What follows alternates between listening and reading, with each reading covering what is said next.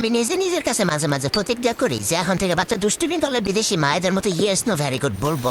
কিন্তু আমার বাচ্চা যে পরিমাণ দুষ্টুমি করে আর দুষ্টুমি দেখে আমার ভিতরকার বাঙালি মারা চিৎকার দিয়ে বইলে ওঠে দে পিতার উপর ধরে ধুমধাম কইরা। আর যখনই পিড়াইতে যাবো বা পোকা দিতে যাবো তখনই মুখ কেমন নিষ্পাপের মতো করে যায়, ভাজা মাছটা উল্টায় খাইতে পারে না, এত দুষ্টুমি সে করতে পারে না। এন বয়ে বয়ে নিজের চুল ফেরি আর ভাবি আমার মতো ভদ্র সভ্য নিষ্পাপ মানুষটার ঘরে কেমনে এরকম একটা বিচ্ছু পয়দা হইছে।